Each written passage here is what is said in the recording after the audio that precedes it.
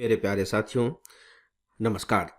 Friends, मुख्य परीक्षा संपन्न हो गई है।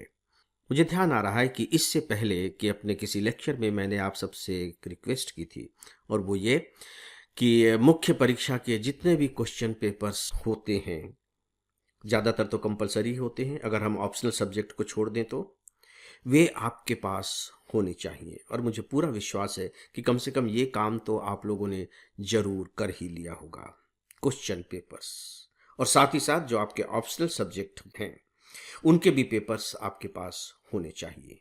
आज मैं इस पर बात करने जा रहा हूं कि जो मुख्य परीक्षा संपन्न हो गई है उसे आप रिव्यू करें। इस पर हम लोग कुछ बातें करेंगे। देखिए, मैंने कहा कि मुख्य परीक्षा को रिव्यू करें। किस रूप में रिव्यू करें? जनरल रिव्यू की बात मैं नहीं कर रहा हूं कि आपने मुख्य परीक्षा के क्वेश्चन पेपर उलट करके देख लिए और आपने दिमाग में एक धारणा बना ली कि पेपर सरल आए थे, ठीक ठाक आए थे, यदि मैं अपियर हो रहा होता तो मेरे पेपर ऐसे बनते, बात खत्म हो गई। नहीं, आपको चाहिए कि आप बाकायदे एक एक पेपर को रिव्यू करें और एक एक पेपर के एक एक क्वेश्चन को रिव्यू करें, बशर्ते कि आपकी तैयारी उस लेवल की हो चुकी हो।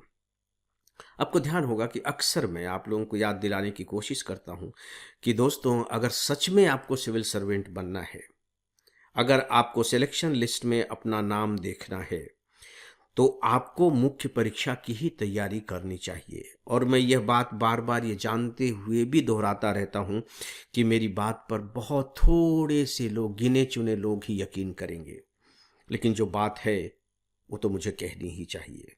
तो यदि आपकी एक बार पूरी तरह से तैयारी हो गई हो तो प्लीज़ आप मेरी बातों को ध्यान से सुने, इस पैटर्न पर रिव्यू करें। और यदि पूरी तैयारी नहीं भी हुई हो तो कोई बात नहीं, जिन विषयों की तैयारी हो गई हो उन विषयों के बारे में भी आप मेरी बात सुन करके अपने ऊपर अप्लाई कर सकते हैं। तो आइए अब हम देखते हैं कि रिव्यू कैसे करेंगे। मैं जनरल रिव्यू की बात नहीं कर रहा हूं, वो मैं आपको शुरू में बता चुका हूं।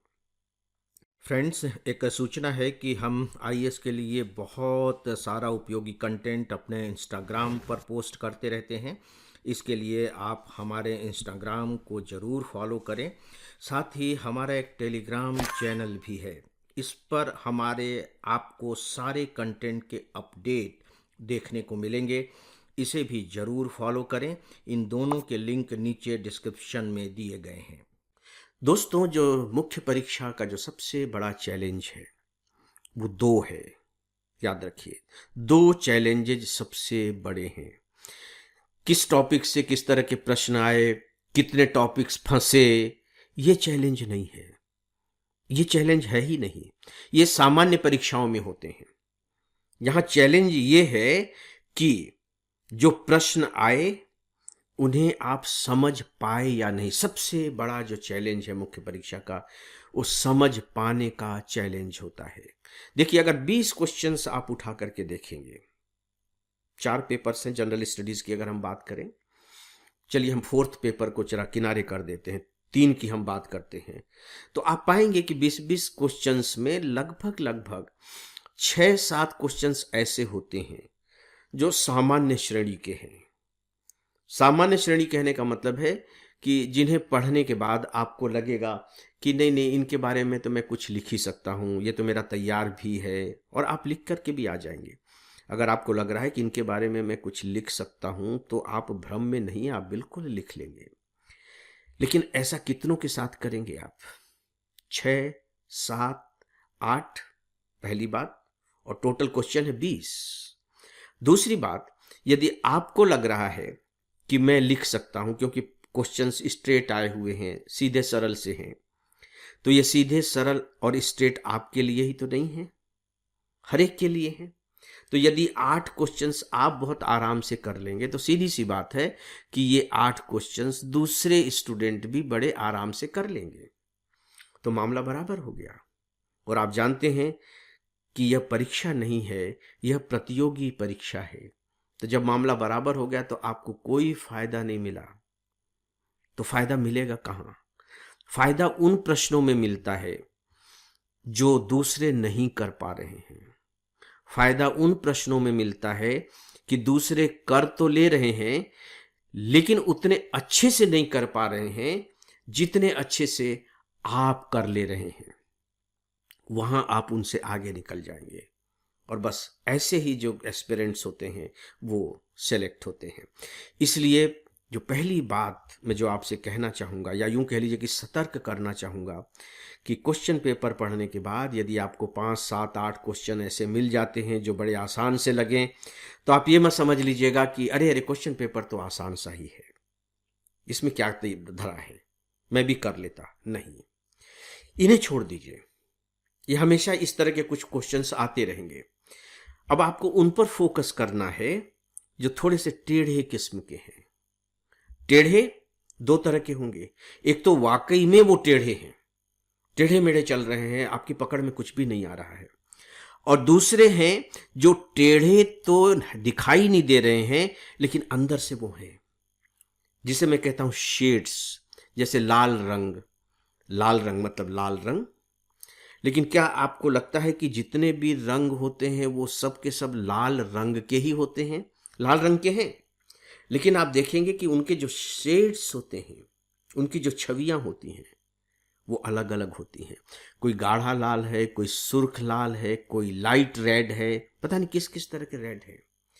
तो जो प्रश्न पूछे जाते हैं आपको उनके शेड पकड़ने होते हैं। यदि आप शेड नहीं पकड़ेंगे और सीधे सीधे लिखते चले जाएंगे तो आप फंस जाएंगे। एग्जामिनर तुरंत समझ जाता है कि नहीं, आपने टॉपिक पढ़ा और बस उस पर लिखना शुरू कर दिया, आप उसे समझ नहीं पाए हैं। उदाहरण के तौर पर देखिए, एक प्रश्न पूछा गया कि हड़प्पा कालीन वास्तुकला के विशेष पहलुओं की चर्चा कीजिए। वास्तुकला के बारे में बाकायदे किताबों में बहुत डिटेल में दिया हुआ है, आप चर्चा कर दीजिए। लेकिन यहां एक छोटा सा शब्द है, विशेष पहलुओं। अगर आप कॉमन जितनी भी उसकी विशेषताएं हैं उन सब की चर्चा कर देंगे तो एग्जामिनर तुरंत समझ जाएगा कि नहीं, ये प्रश्न को ठीक से समझ नहीं पाया है। जबकि पूछा गया है सैलिएंट फीचर्स, विशेष पहलू, यानी कि आपको इस बात की पहचान नहीं है कि विशेष पहलू क्या है या सामान्य पहलू क्या है। तो एक छोटा सा शब्द है लेकिन वो शेड्स को बताता है। दोस्तों, एक और प्रश्न है, मैं भी जनरल स्टडीज के फर्स्ट पेपर की बात कर रहा हूं। मूर्तिकारों ने चंदेल कला रूपों को जीवन की व्यापकता और लचकदार ओज से भर दिया, स्पष्ट कीजिए। चंदेल कला, हो सकता है कि आपने पढ़ा हो, खजुराहो के जो मंदिर हैं वो चंदेल वंश के शासकों के द्वारा बनाए गए हैं। तो जैसे आप खजुराहो के मंदिर का स्मरण करते हैं, आपके दिमाग में अलग तरह की वास्तुकला उभर आती है। ठीक है, वहां तक तो ठीक है। तो यहां आपको चंदेल वंश की जो मूर्ति कला रही है, या जो कह लीजिए वास्तुकला रही है, जो मंदिरों की कला रही है, उसके बारे में नहीं कहा जा रहा है। यहां आपको ध्यान देना होगा। एक तो बात कही गई मूर्तिकारों, वास्तुकला के बारे में बात नहीं की जा रही है कि आप मंदिर की कलाओं के बारे में लिखें कि वहां इस तरह से बड़े स्तंभ बनाए जाते थे और बड़ी बारीकियां होती थी। मंदिर के बारे में नहीं कहा जा रहा है, मूर्तियों के बारे में कहा जा रहा है। यदि आपको कभी अवसर मिला हो उन मूर्तियों को देखने का, तो जो बाहरी दीवारें हैं उन दीवारों को मूर्तियों से सजाया गया है। साउथ में भी इस तरह के आपको मंदिर मिलेंगे, मूर्तियों से सजाया गया, छोटी छोटी मूर्तियां हैं। अब देखिए, मूर्तिकारों ने चंदेल कला रूपों को, अब यहां दो विशेषता दी हुई है।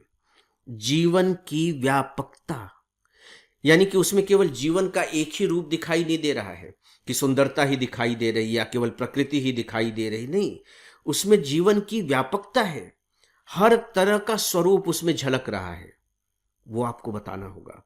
और फिर लचकदार ओज, उसमें एक जोश है, एक उत्साह है, लेकिन वो जो जोश और उत्साह है वो बहुत ही लचकदार है। यानी कि जो मूर्तियां हैं, जब आप उन्हें ध्यान से देखेंगे तो पाएंगे कि उनमें आपको एक लहर सी दिखाई देगी। क्योंकि मैंने उन मूर्तियों को देखा है तो मैं आपको बता सकता हूं, मैं उसका अनुभव कर सकता हूं। वहां आपको एक लहर सी दिखाई देगी। कोई भी जो मूर्ति है वो खड़ी हुई दिखाई नहीं देगी, झुकी हुई दिखाई देगी, नृत्य की मुद्रा में दिखाई देगी, कटिभंग की मुद्रा में दिखाई देगी। हाथ जो है वो स्ट्रेट नहीं होंगे, वो किसी न किसी मुद्रा में होंगे।